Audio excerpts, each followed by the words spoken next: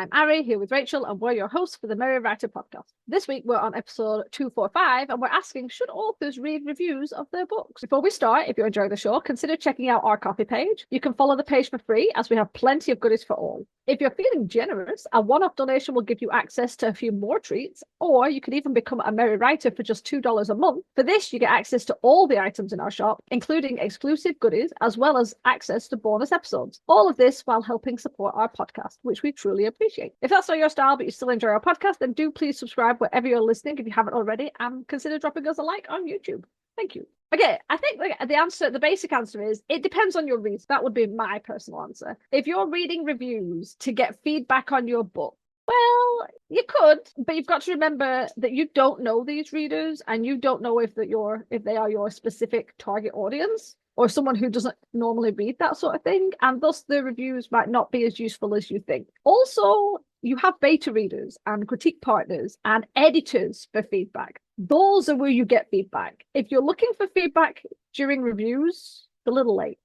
I was just going to say, that's a really good point. I mean, if you are looking for feedback or reviews, it is definitely a little too late, because there's really nothing you can do to fix your book. If there's anything that you agree with by something that a reviewer said, or by what a bunch of reviewers said, you can technically go in and change your manuscript, but then people need to update it in their e-readers, and there's no fixing paperbacks. And it becomes more work. And once a book is out there, it should just be out there. You can update it with the second edition down the line, but I think once it's out there, it's out there. That's all there is to it. Yeah, I mean, if you want to end up catching a couple of spelling errors, I think I'm okay with that. But if you're constantly changing the book over and over and over because people keep leaving reviews, and obviously, what if one negative review says one thing and then a couple of others say another thing? It's like, are you going to keep bouncing between them? It's like, in the end, you need to be happy as much as you can. I know there are some authors who do pull their books and amend them and everything. And in the end, I think as long as you go into that with the right attitude and understanding of why you're doing that, that's okay. But if you're doing it because someone in a review said, oh, there wasn't enough action, or I didn't like this character, and you're cutting that character out, it's like, no, don't do that. Please don't do that. I'm going to also have a slightly, probably unpopular opinion. Reviews are not always as useful as they used to be. So every book, every product, even blooming services are now asking and receiving reviews. I mean, we've all had the email from Amazon saying, hi, how was the packaging? How was the delivery driver? Everyone has an opinion on everything, and they really want to give it. So while I appreciate that reviews are important for authors, I don't know. I personally would take a lot of reviews with a pinch of salt these days, because unless every review is saying the same thing and they're all raving about like specific things, or they're all saying, oh my God, you are awful at world building, I don't always find it that useful. And especially with books, because they are very subjective. You've also got to remember that there are still sock puppet accounts. I know Amazon did a big clampdown on things like that by making it so you couldn't do anonymous reviews. That kind of got rid of it. But there are still review sites out there that allow anonymous reviews. And there are still people who create sock puppet accounts and troll authors and business owners. There are people who leave bad reviews because they didn't know what they were trying to buy. I've seen reviews complaining that they don't like novellas,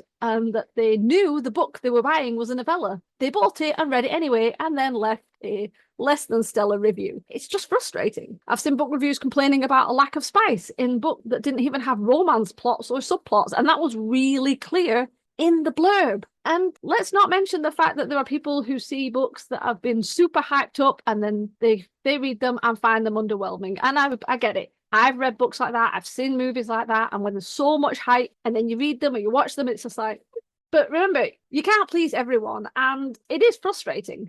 As a business owner, I've had customers leave me 3-star reviews. Thankfully, it doesn't happen very often, but I've had them complaining about sizes when the size has been listed and it's even shown in the photographs next to a ruler. I don't put it next to like a coin, because obviously different currencies. I have had someone complaining about the condition of a vintage item, which again, the detail was listed. It was highlighted in several photographs and the price reflected it. There was giant arrows pointing to the issues because it's vintage. That's what happens to some of the items that are vintage. And they still left me this thing complaining about it like it wasn't mentioned. And it's like, how did you miss it in the photograph? So you kind of get to the point where some people, some of their opinions and their thoughts, you can kind of take it with a pinch of salt. So what am I getting at is reviews can be useful, but they cannot be as well. If you get hung up on about what people say, it will drive you crazy. And some of your favorite authors will have some really shitty reviews against them on the books that you love. So yeah, don't take it too deeply. Well, it goes back to what you said earlier about how books are subjective, because it is. No two readers will read the same book. And I know I sound like a broken record because I say that often enough in the podcast, but it's true. Ari and I, we will read the same book and both of us will get something completely different out of it. I mean, why do you think book clubs are a thing? It's so that people can come together and discuss a book and realize, oh, this person interpreted this dialogue this way, but I interpreted it that way. This person saw the foreshadow coming, but I didn't even notice it. And I mean, that's kind of the point. We're supposed to read a book, and those who enjoy it can get together and like talk about it, discuss it, and just enjoy the story after it's over. And a lot of people who do review books, I feel like when they do review the books, then their job is done. They read the book, they review it, and then that's it. Unless it's something that they really love or it's a comfort read, they can reread it again. But with the reading community the way that it is these days, and so many book reviewers out there online, it's also a side hustle for many people. Many people get paid for writing book reviews, not for the review itself. Got to be careful with that, but they'll take tips or donations or anything like that. And it's a job to them. Even if they don't even receive payment, it is still a job. And not everyone is honest. And those who are honest, some people can be very blunt. And again, there's nothing wrong with that. But as Harry said, you've got to take everything with a grain of salt. So when it comes to whether or not you should read reviews of your own book, I just kind of want to say that as a newer author, well, yes and no. Because it's great to read reviews from your debut book, your second book, your third book, etc. So you can see what you do well and where you may need to improve, because it is nice to see a collective group of reviewers say this one part or this one character was jarring to me, or it wasn't relatable or whatever. And then you can say, oh, okay, maybe in the sequel, I can improve upon that a little bit. But again, in the back of your mind, you got to keep in mind that books are subjective. So therefore, their opinions are. But on the other hand, newer writers just don't have thick skin by default. You may think that you do, you may claim that you do, but you do not. And I don't mean that in a harsh way. It's just facts. We all think that we have thick skin. And then when one bad review comes out or somebody gives us a funny look, we immediately recoil back into our turtle shell. So if you know that you won't be able to handle a negative comment or two, then it's definitely best to just stay away. Because after all, you're writing stories you want to tell, and not every story is for every reader. But of course, as a seasoned writer, if you have like a couple of handfuls of published books under your belt, should you read reviews of your books? Again, I'm going to say yes and no, because once you have a good chunk of published books, you can certainly read reviews, because no matter what they say, it most likely won't bother you. You've been at this game for so long that if somebody likes it, great. If they don't, well, oh well, you know that that story probably wasn't for them. But on the other hand, if you have a good backlog of published works, then you may not need to read the reviews at all, because it doesn't really matter what people say about it. Your audience is well established. You know who your target audience is. You don't need to scour reviewers and say, oh, this reviewer reads these types of books and my book is exactly like that. So I want to reach out to this person for an ARC copy later on. Or this reviewer doesn't read books that are anything like my book and they didn't like it. So I clearly did not introduce them to this genre. And you can just gauge it in that sense, because, oh, yeah, that's another thing. If you read reviews of your book, it is so easy to go down a rabbit hole of looking up these reviewers, looking at their Goodreads, their Amazon, their websites, and you can just get so caught up in saying, oh, I want them to read my next book because they said nice things about me and about my story. Or you can say, oh, I'm just going to stay away from them because they didn't like my book, they didn't like my writing, they didn't understand it. It's so easy to get defensive. And then there's a third option where you look up these reviewers and you say, I can change their mind. They didn't like this book, but I know for a fact they'll like my next book, and I'm gonna, I'll send them an ARC copy. And I'm not saying everybody is like this, but some people are. So just be aware. It can, as Ari said, drive you a little bit crazy. I have to say, you could go another way. Just as you were talking, it made me remember, You could do what a couple of authors have done.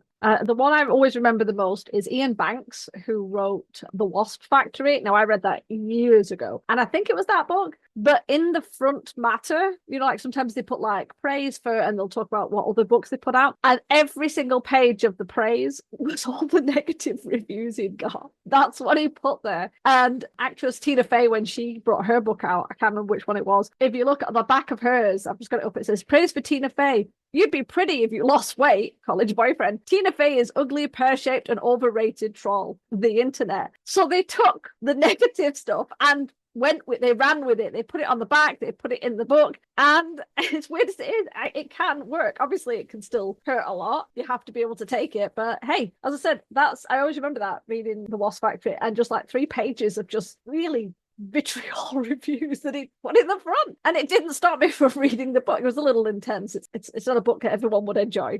I wouldn't even say I enjoyed it. It was well written, but it's a weird story. But yeah, so you could always try that. I think I just got to say, I think that's amazing. Good for them. I mean, because it's true. You can very well just lean into the negativity. But again, in order to do that, you have to develop thick skin first.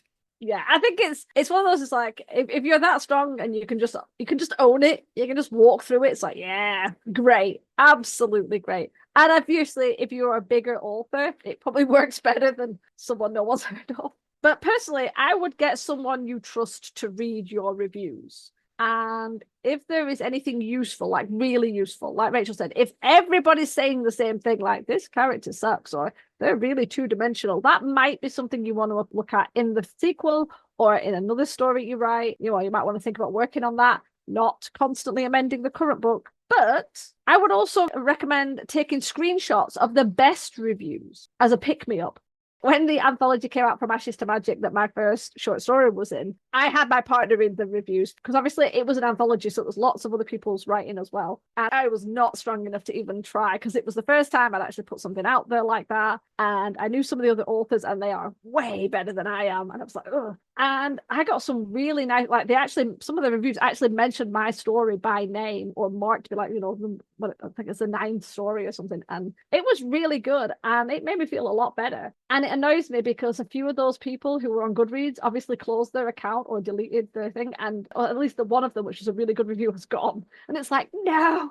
And I really wish I had taken screenshots. I have since of anything else that I've seen that's come up that's been nice. I have taken screenshots. But sometimes if you're already going to be dealing with crap later and you are going to get negative reviews because eventually someone's going to get it and they're not going to be impressed and they're going to want to tell you about it. I mean, some reviewers are so difficult. They will actually email authors and tell them about how much they hate their book. I mean, there's no words for someone who does that. I mean, other than dick, let's be honest. So you're going to need those little pick-me-ups. So yeah, if you're going to do it, make sure to take screenshots of the good stuff. You don't need to take screenshots of the bad stuff. That's a really good idea. I never thought to do that before, and I will certainly start doing that because, yeah, there are just some people out there that they have the need to complain about anything and everything. So if you do read reviews of your books, try to stick to the 3-star reviews as well. And I mean, those, in my opinion, are the most honest. From what I've seen, at least. Maybe some of them aren't, but from my experience, they are. I feel like the 3-star reviews explain what they liked and what they didn't like. And also, most 1-star reviews are petty complaints about something they didn't like, and most 5-star reviews are the reviewer gushing about what they loved, which is great to hear, don't get me wrong, but I feel like it's also a little bit tunnel vision. Like they super loved the book or they super hated it, and that's it. They can't find any other positives or negatives about it. And the 3-star reviews discuss both those positives and negatives in a mature manner, showing that they actually read the book and comprehended it and knew what they were getting into. I totally agree, Rachel. Yeah, I actually have nothing else to add to this, so I'm going to wrap this up because I feel like it's already been a long episode. If, by the way, you heard me getting a little bit breathless, that's because throughout the middle of the podcast, my ginger kitten was scratching at the door, and I stupidly let him in thinking he would calm down if he got to mooch around the room. And instead, I spent most of the time pulling out my headphones and rushing to stop him.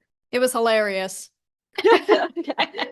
Hopefully I will have edited that out as much as I can. But obviously every time I came back, I was like, because I am old and tired. That's just the way it is. So I apologize if that's the reason if you actually hear it. Okay, let's end this. Yes, reviews are important, but let's be honest, it's mostly for the algorithm. Most avid readers don't let a mix of good or bad reviews put them off. It's like if someone's reading 1 or 2 bad reviews and going, oh my gosh, I don't want to read this, well, then they weren't your audience to begin with. And I'll be honest, I rarely check reviews of books until I've actually read them. Same with movies. I will watch a movie, I will read a book, and then I will go and check reviews to see if people agree with me, if I don't like something or if I love something. I do the same thing. I don't look at reviews of books before I buy it. I read the blurb. If it sounds intriguing, I'll get it. Or if I'm iffy on it, I'll get it from the library, so I don't have to pay for it. But I mean, I know there are a lot of readers out there that check the reviews before they buy a book, but I don't know those people. I don't know what else they read. I don't know if they have the same taste as me, so I don't bother looking at reviews until after I've read the book. They're too subjective. I appreciate why they're there, but at the same time, it's so subjective. It's not the same as a review about a product. I need to know that the table legs are the right height and it's putting it together is easy. Obviously, I appreciate that's a little subjective, but I want to know it's going to look okay. It's going to be the right measurements and they're going to have all the screws with it. That's the sort of review I want to find out. I don't want to find like, oh yeah, the leg was cracked and there's no screws come with it. That's a useful review no matter what. But books, they're subjective. And yeah, I agree. If I'm not sure about something, if I'm on the fence, I will get it from the library. And then if I like it, I will then buy it. If you do read reviews, make sure you don't get hooked on checking for new reviews. That's one of those doom spirals you don't want to do. I guarantee some of the biggest authors out there aren't spending their time reading their reviews every day. We writers have other things to worry about. You don't want to be stressing about reviews to an ever-growing list of things you need to do. Don't bother. And with that, before we leave, if you want to learn more about us, the podcast, and opportunities to be guests on the show, don't forget to check out our Podbean website at themerrywriterpodcast.podbean.com. We're going to turn it over to you guys now. Do you read reviews of your books, or do you think you will if you're not yet published? Let us know your answers in the comments so we can chat about it. And remember, we do release new episodes every Wednesday. Next week, we're discussing beginnings, middles, and ends. To ensure you don't miss it, hit the subscribe button on your way out. And as always, thanks for listening to the Merry Writer Podcast. We'll see you next week. This podcast is brought to you by Half Empty Notebooks. Keep buying more. The music titled Inspired is by Kevin MacLeod, licensed under Creative Commons 4.0.